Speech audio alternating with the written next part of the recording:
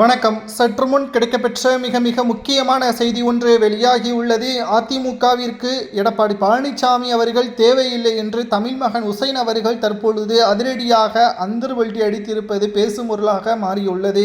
எடப்பாடி பழனிசாமியின் அதிகாரங்கள், பதவிகள் அனைத்தையும் தக்க வைத்துக் கொள்வதற்கு பாஜகவுடன் அடிமையாக மாறிவிட்டார் என்று அந்தர்வல்டி அடித்துள்ளார் தமிழ் மகன் உசைன் அவர்கள். அவர்தான் அதிமுகவின் அவைத்தலைவராக செயல்படுகிறார். அனைத்து முடிவுகளையும் மக்கள் மத்தியிலும் அதிமுகவின் தொண்டர்களிடமும் அவைத்தலைவராக தமிழ் மகன் உசைன் அவர்கள் வெளியிடக்கூடிய பொறுப்பில் இருக்கிறார்.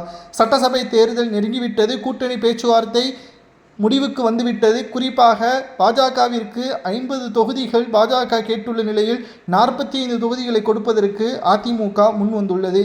இது நிச்சயம் மிகப்பெரிய தவறு என்றும் எடப்பாடி பழனிசாமி அவர்களுக்கு எதிராக அவைத்தலைவர் தமிழ் மகன் உசைன் அவர்கள் கூறியுள்ளார். அவைத்தலைவர் தமிழ் மகன் உசைன் அவர்கள் இவ்வாறு கூறுவதற்கு முக்கிய காரணம் என்ன தெரியுமா?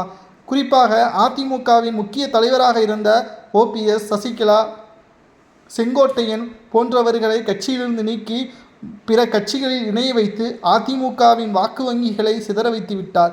தமிழ்நாட்டில் பிரதான கட்சியாக இருந்த அதிமுக தற்பொழுது இந்த தேர்தலில் முழுமையாக அதிமுக தோல்வியை தழுவினால் பிரதான கட்சியாக பாஜக வந்துவிடும். அடுத்த தேர்தலில் பாஜகவின் தலைமையில் அதிமுக கூட்டணி வைக்கக்கூடிய நிலைமை உருவாகிவிடும் என்ற ஒரு அச்சமும் தமிழ் மகன் உசைன் அவர்களுக்கு வந்துவிட்டது.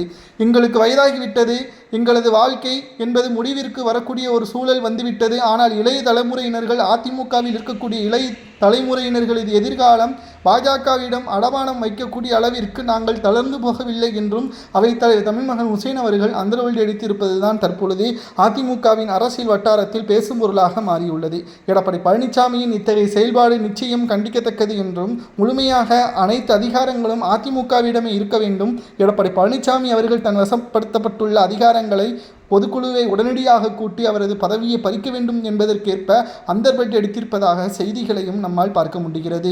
மேலும் 20 கட்சிகள் யார் பின்னால் இருக்கிறார்கள்? திமுகவின் பின்னால். புதிய கட்சியான தமிழக வெற்றிக் கழகம் கூட அதிமுக பாஜகவின் அடிமையாக மாறிவிட்டது என்று பேசும் அளவிற்கு அதிமுகவின் நிலை வந்துவிட்டதா என்ற கேள்விகளையும் தொண்டர்கள் கேட்க ஆரம்பித்து விட்டதாகவும் கூறப்படுகிறது. வருகின்ற சட்டசபை தேர்தல் என்பது இன்னும் சில வாரங்கள் மட்டும்தான். களத்தில் என்ன நடக்கிறது என்பது எடப்பாடிக்கு புரியவில்லை. தொண்டர்களது மனநிலை என்னவாக இருக்கிறது என்பது எடப்பாடிக்கு புரியவில்லை என்ற குற்றச்சாட்டுகளையும் முன்வைத்துள்ளார். அவைத்தலைவர் தமிழ் மகன் உசைன் அவர்கள் கூறுவது சரியா என்பதை அதிமுகவின் உள்ள ஒவ்வொரு உண்மையான தொண்டர்களும் கமெண்ட் வாயிலாக கூறுங்கள். 2026 சட்டசபை தேர்தல் தோல்வியடைந்தால் 2031 பாஜகவின் தலைமையில்தான் கூட்டணி வைப்போம் என்று கூறுவது சரிய தவறு என்பதை மறக்காம கமெண்ட் வாயிலாக கூறுங்கள்.